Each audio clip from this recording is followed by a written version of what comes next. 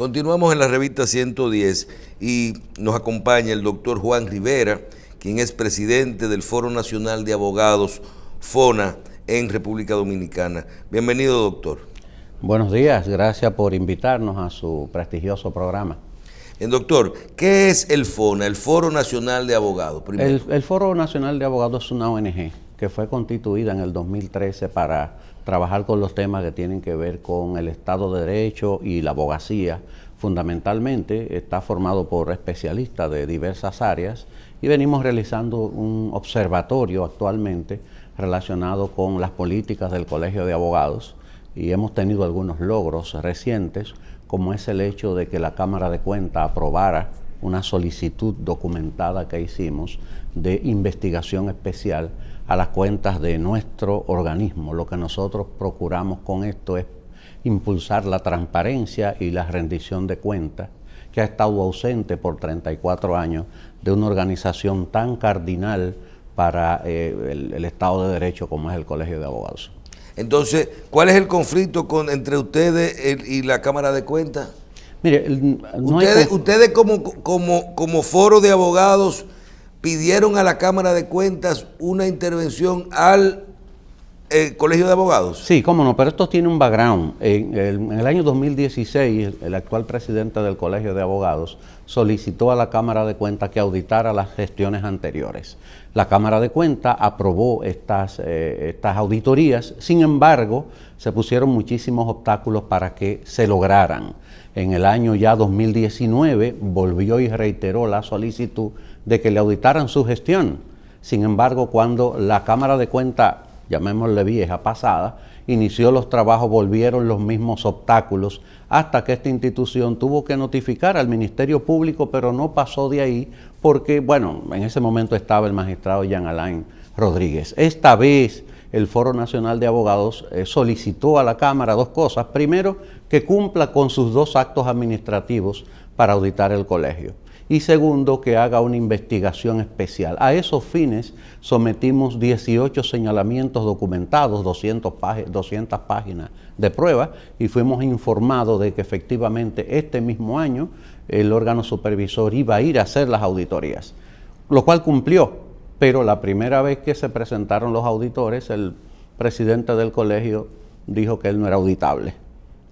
Luego volvieron y le hicieron un emplazamiento por acto de alguacil, con traslado al PEPCA y por igual, con diferentes excusas, baladíes, jurídicamente todas, tampoco se permitió. Entonces la Cámara... ¿No es un pleito que usted tiene con Surún? No, quien nos conoce sabe que nosotros hacemos gremialismo de hace muchísimo tiempo y la transparencia que nosotros buscamos le hemos pedido siempre. Además estamos apoyando su iniciativa, la iniciativa propia. Él no es el paladín de la transparencia, él no le pidió cuenta a los demás. ¿Por qué se niega? Además no es un tema de Surún, ya Surún va a agotar su periodo, ¿verdad? Él saldrá, pero la institución seguirá. Pero ¿qué es lo que está pasando? Que mientras eso ocurre, el Colegio de Abogados no puede cumplir su rol. Es una entidad que está llamada a ser asesor del Estado. ¿Y dónde está esa situación ahora? ¿Se auditó, lo aceptó la Cámara de Cuentas o ellos no lo han aceptado? No, cómo no. En un hecho insólito, la Cámara de Cuentas volvió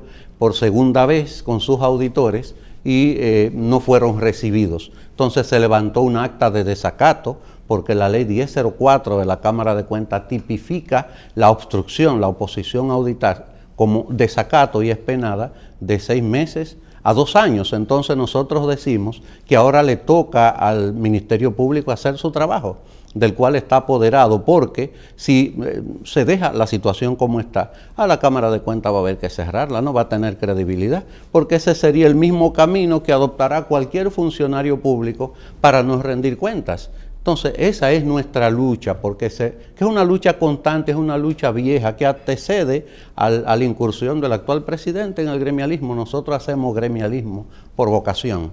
Esa ha sido nuestra conducta y temas personales no tenemos al revés. A nosotros nos gustaría que él abra, se haga la investigación y ojalá salga bien. Ojalá salga todo bien y perfecto. Ojalá solo le hagan recomendaciones. Ahora, la población se pregunta, ¿por qué el temor? ¿Qué oculta el actual presidente del Colegio de Abogados que no permite que un órgano público lo audite? Esa es la gran pregunta. ¿Y tiene facultad la Cámara de Cuentas? No, mire, eso no está ni siquiera en discusión. Por eso digo que no hay discusión. Pero el Colegio de Abogados no recibe fondos públicos. Eso es no es correcto y se lo voy a demostrar. El Colegio de Abogados, los fondos que recibe, los recibe de impuestos, no que pagamos los abogados, que paga la población completa. Y para un poco... ¿Por qué lo de impuestos? Porque hay no es de matrícula que pagan los abogados. Pero esa es una de 8 ingresos, ¿de acuerdo? La matriculación y la actualización, eso es uno de 8 ingresos que recibe y es la menor. ¿Y cuál impuesto se recibe? Por ejemplo, uno, el del colegio. Bueno, por ejemplo, cuando un... No es algo uno del Poder Judicial que vienen uno... Bueno, el Poder Judicial aporta también, aporta el Poder Judicial, aporta la Procuraduría, aporta la Tesorería, aporta la Cámara de Comercio y Producción. Por ejemplo, si usted hace un contrato de tarjeta de crédito en un banco, por hacer ese contrato a usted le cobran 50 pesos. A usted no importa que sea abogado.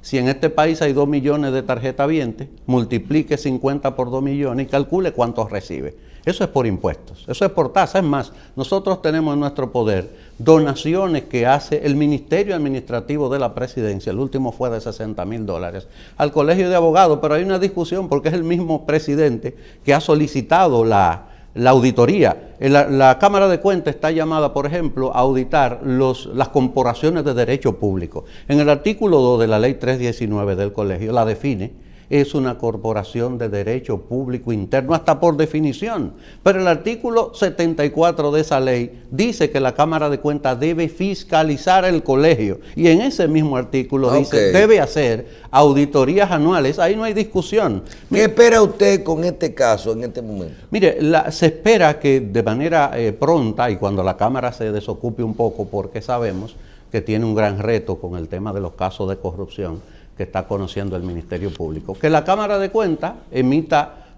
comunique su acta de desacato al Ministerio Público, lo cual no dudamos, pero la gran expectativa, el gran reto está en que este Ministerio Público haga lo que le corresponde, y nosotros hemos puesto el foco en esa actuación. Nosotros creemos naturalmente en la gestión de la magistrada Miriam Germán y su equipo. Sé que va a prevalecer el derecho, sé que va a prevalecer la justicia, porque eso tiene que ver mucho no solo con el Estado de Derecho, sino con la seguridad jurídica en la República Dominicana. Por ejemplo, el Colegio de Abogados tiene que supervisar 80,000 abogados. En este país se dan muchísimas operaciones comerciales, negociales, que incluyen abogados. Y ya se sabe que hay en una región específica del país que cada vez que un inversionista va a hacer un negocio, aparecen personas que incoan acciones legales para que lo llamen a negociar, y hay abogados y el colegio no puede supervisar eso. Doctor, usted habló de seguridad jurídica y de que el foro trabaja con todo lo que tiene que ver con seguridad jurídica. Y la semana pasada me dice una persona, estoy preocupado, dice, porque no por lo que me está pasando, sino por la seguridad jurídica en nuestro país, tanto que hablamos de justicia y de inversión y de fortalecer el futuro, pero aquí mientras no se resuelve el problema de la justicia y de la seguridad jurídica, no vamos para ningún sitio. ¿Y qué te pasó? Y me dice, tú sabes que en un caso mío, que el caso dice que es una sentencia irrevocable y que es ejecutoria, o sea que hay que ejecutarla de forma inmediata. Cuando veo por qué no se ejecuta, contesta el mismo magistrado, bueno, porque yo no solicité que no fuera apelable o algo así. Entonces, pero te está diciendo que es ejecutoria y que es que no hay forma de que no pueda proseguir. Uno dice, pero qué débil es la justicia en nuestro país con casos como este, porque aquí siempre estamos hablando de que hay que interpretar las cosas y hay mucho de interpretaciones.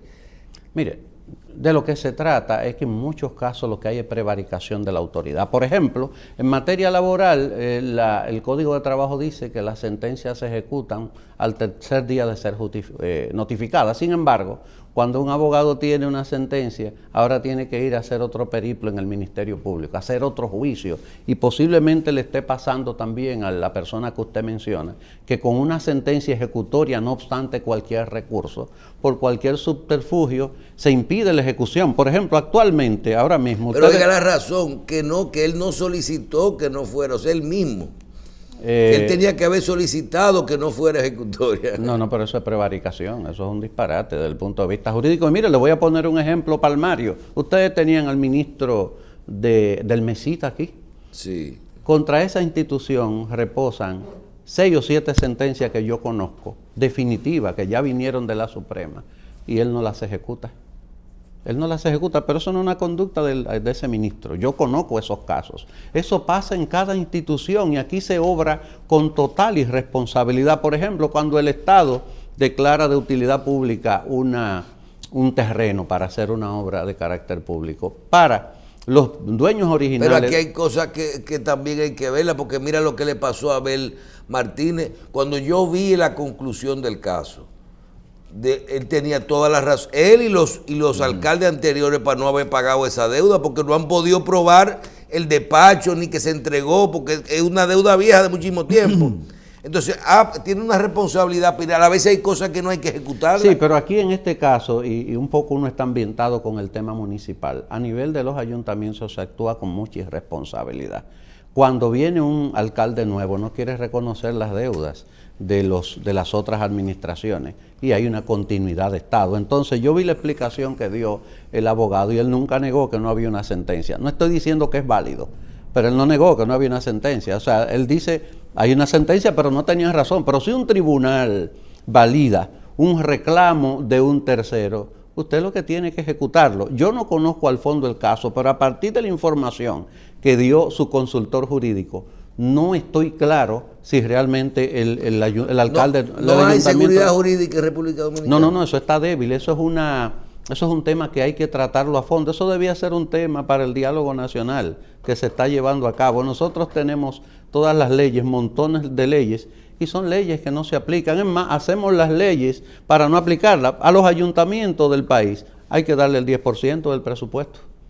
¿Qué gobierno cumple eso? Sí, pero hay una dispensa. No existe. Desde el punto de vista, lo que hay una violación flagrante a la ley por un subterfugio, porque siempre los presidentes dicen, no, la ley de presupuesto de este año lo modifica. Entonces, un país en esas circunstancias no puede funcionar y el colegio es el peor reflejo del irrespeto a la seguridad jurídica. ¿Cómo se concibe que un funcionario público diga, no, aquí eso es suyo? Usted ha manejado 700 millones y debe dar cuentas. Doctor, finalmente de mi parte, hablamos del problema con la Cámara de Cuentas, hablamos del tema de la responsabilidad, de la seguridad jurídica. Háblenos un poquito como Foro Nacional del problema migratorio, sobre todo de la crisis que estamos viviendo nosotros, con los casos de lo que es las garantías que debemos de tener como dominicanos y con esto que estamos viviendo con el tema haitiano. Mire, este tema haitiano a mí me tiene bastante preocupado. ¿Por qué? Porque se ha constituido una especie de tema tabú. Hay dos posiciones, se definen dos posiciones. Sin embargo, cualquiera de las dos partes, si tú emites un juicio que no le suene bien, no se va a la razón, sino que se va al radicalismo. Por ejemplo, el problema migratorio en la República Dominicana es un problema que puede hacer incluso que este país se tambalee en términos institucionales. Ahora está de modo una prédica, el presidente ha tomado algunas medidas y todo el mundo la aplaude. Pero cuando tú vas al fondo, la presidencia no puede decir si ha reducido el flujo migratorio. Mientras hablamos en la prensa, todavía continúan masivamente entrando los haitianos y no se toman políticas específicas, más allá de decir que tienen militarizada la frontera, que cuando dicen eso casi nunca es verdad, son pronunciamientos de prensa. Incluso cometemos el error de exacerbar el sentimiento nacionalista en los dominicanos y nosotros pensamos que estamos solos en el mundo. Yo pienso que hay que tomarle la palabra al presidente para de manera específica exigirle que tomen las medidas que dice la ley de migración. Nosotros tenemos que deportar los ilegales, pero el mayor esfuerzo que tenemos que hacer es terminar el negocio con esa frontera porosa Hablamos duro en los medios y dejamos esas estructuras militares y de otro tipo pasando de todo por la frontera. ¿Qué estamos haciendo nosotros para, en caso de que haya un problema real, de manera preventiva en Haití, defendernos? No es un tema de que Juan Rivera tiene que coger las armas contra los haitianos. El problema de la República Dominicana es la migración, pero no tiene que ver con esos haitianos que entran. El problema tiene que ver con la clase poderosa de Haití, que tanto la de aquí como la de allá se benefician de este flujo migratorio desordenado. Y la República Dominicana no necesita discursos coyunturales, porque cada cierto tiempo aparecen líderes que se ponen a hacer pronunciamientos radicales. Yo no creo en eso, porque mientras nos pronunciamos así, los haitianos siguen entrando de masa en masa. ¿Cuántas guaguas manda el director de migración a Haití con deportados? ¿Cuánto entran? Entonces no nos engañemos. Yo quisiera ponerme detrás del presidente y apoyarlo, pero yo no veo en los hechos, con datos concretos, que hay una política real. Nosotros incluso vivimos de espaldas a Haití. El tema político de Haití debe ser un problema nuestro también para observarlo, para adoptar política y para defendernos. Entonces, mientras tenemos el pueblo, de una parte el 90%, queriendo tomar las armas contra Haití, los haitianos vienen en masa y no pasa nada. Yo pienso que es una política que hay que sincerizar, que la gente tiene que abrirse a reflexionar. Hay que cuidar también lo que se dice, porque ¿cómo usted va a defender que deporten una recién parida? Nosotros no estamos solos, nosotros somos un país, y cada vez que nosotros adoptamos ese tipo de postura afuera, nos trituran, porque no manejamos bien el discurso, no manejamos bien la diplomacia. El presidente de la República debió condenar lo que pasó con la embarazada y debió reafirmar su posición de deportar, porque nosotros no estamos solos, de manera que yo aspiro a que en algún momento tengamos una política. En algún momento todas esas comisiones bilaterales que se formen funcionen y no esperemos solo que venga una crisis para atender el tema. Gracias, doctor. Gracias, doctor Juan Rivera, presidente del Foro Nacional de Abogados. Pausamos.